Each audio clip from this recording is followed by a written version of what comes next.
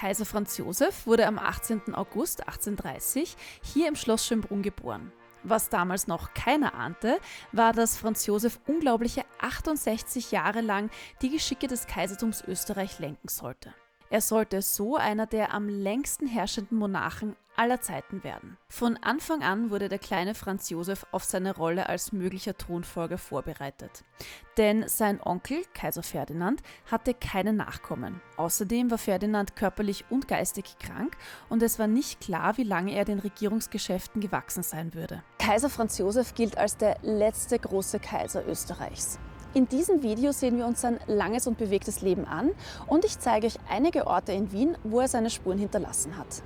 1848 war es dann soweit. Franz Josef wurde Kaiser. Die Umstände waren jedoch alles andere als glanzvoll, denn 1848 wütete die Revolution im Kaisertum Österreich. Die Bevölkerung hatte die Schnauze voll. Arbeiter und Bauern durften zwar ordentlich schuften und somit die Oberschicht und allen voran den Adel erhalten, hatten aber wenige Rechte. Das Bürgertum war zwar finanziell besser gestellt, hatte aber wenige Möglichkeiten zur politischen Mitgestaltung. Gleichzeitig forderten die verschiedenen Volksgruppen im Vielvölkerstaat mehr Rechte für sich ein. Das Fass zum Überlaufen brachten schlussendlich Missernten, die zu einer Hungerkrise führten. Auch in Wien wurden Straßenschlachten geschlagen und die kaiserliche Familie floh von Wien nach Olmütz. Dort legte Kaiser Ferdinand die Regierung nieder und der erst 18-jährige Franz Josef wurde zum Kaiser gekrönt. Die Revolution wurde schlussendlich mit militärischer Gewalt brutal niedergeschlagen und man kehrte wieder zum Absolutismus zurück. Alle Macht ging nun wieder vom Kaiser aus. Durch dieses harte Vorgehen war Franz Josef am Anfang seiner Herrschaft denkbar unbeliebt. Und eine in Stein gegossene Erinnerung daran ist die Votivkirche in Wien. 1853 versuchte nämlich ein ungarischer Schneidergeselle, Kaiser Franz Josef zu erstechen. Als Dank für das missglückte Attentat wurde die Votivkirche gebaut. Und obwohl sogar der Bruder des Kaisers zu Spenden aufrief und auch die Länder der Monarchie genötigt wurden, sich am Bau zu beteiligen, dauerte die Errichtung 23 Jahre. Wenn dir das Video gefällt, freue ich mich übrigens, wenn du einen Daumen nach oben da lässt. Dankeschön. Von der Votivkirche geht's in die Augustinerkirche.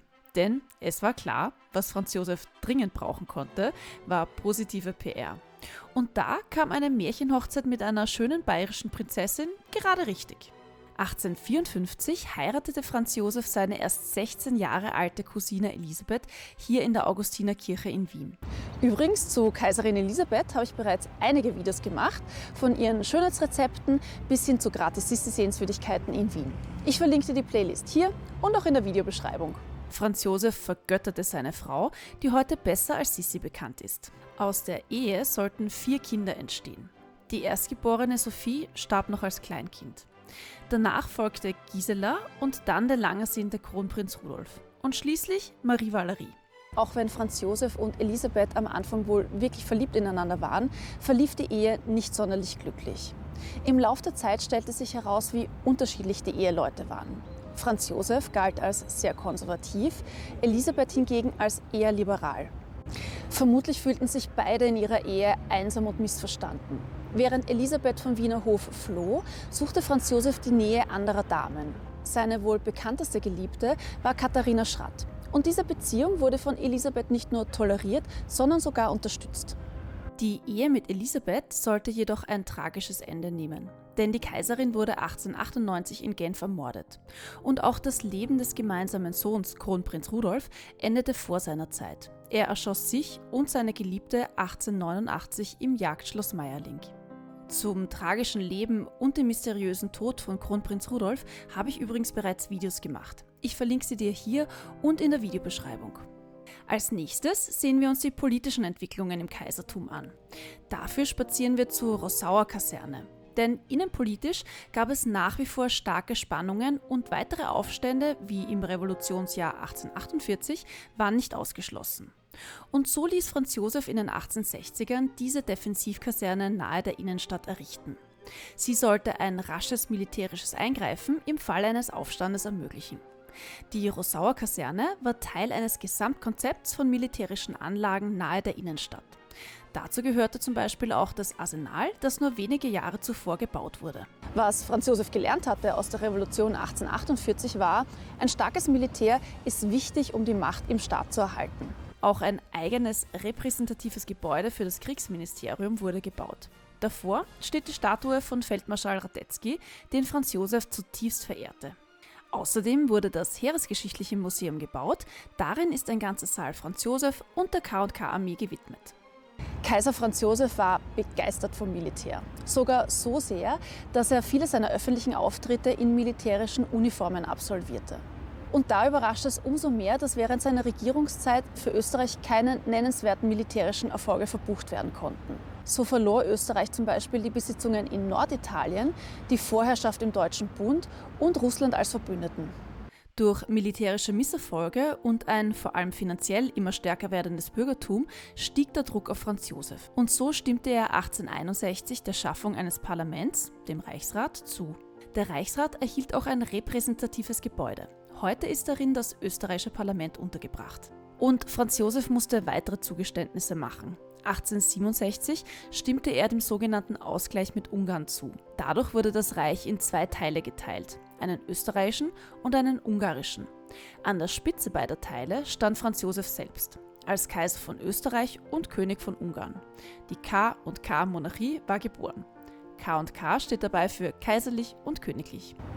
Während der Regierungszeit von Kaiser Franz Josef erlebt Wien einen kulturellen wie wirtschaftlichen Aufschwung. Und viele Dinge, die wir heute mit Wien verbinden, wie die Walzermelodien von Johann Strauss oder die prunkvollen Bauten entlang der Ringstraße, entstehen während dieser Zeit. Die Ringstraße ist wohl Franz Josefs sichtbarstes Vermächtnis in Wien.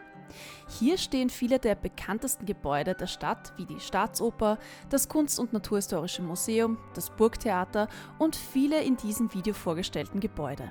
Außerdem laden Parks wie der Burggarten oder der Volksgarten kostenlos zum Verweilen ein. Für die Ringstraße ließ Franz Josef die mittelalterliche Stadtbefestigung abtragen und an dessen Stelle diesen Prunkboulevard errichten. Die Ringstraße ist 5,2 Kilometer lang und du kannst sie zu Fuß oder per Fahrrad erkunden. Oder du fährst ganz bequem mit der Straßenbahn einmal rundherum. Wie das genau geht, habe ich in meinem Wien um wenig Geld Video schon einmal erklärt. Als nächstes kehren wir ins Schloss Schönbrunn zurück. Hier verbrachte Kaiser Franz Josef wohl die meiste Zeit seines Lebens. Das Schloss war zunächst der Sommerwohnsitz des Kaisers, doch mit zunehmendem Alter verbrachte Franz Josef auch den Winter hier.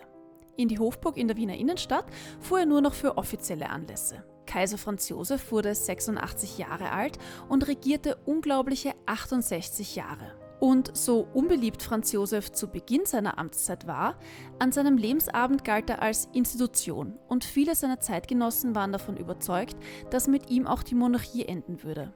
Und sie sollten Recht behalten. 1914 wurde der Thronfolger Franz Ferdinand mit seiner Frau Sophie von einem Anarchisten in Sarajevo erschossen. Das führte zum Ersten Weltkrieg, der mit dem Zerfall der Donaumonarchie endete. Doch das sollte Franz Josef nicht mehr erleben. Der Kaiser starb am 21. November 1916 in seinem Schlafzimmer im Schloss Schönbrunn. Zu seinem Tod entfaltete die K&K-Monarchie ein letztes Mal ihren vollen Glanz. Alle Kirchen läuteten in Wien, als der Sarg des Kaisers von der Hofburg in den Stephansdom gebracht wurde. Seine letzte Ruhe fand Franz Josef in der Kapuzinergruft an der Seite seiner Frau Elisabeth und seines Sohns Rudolf. Mehr zum bewegten Leben von Elisabeth und Rudolf erfährst du übrigens in diesen Videos.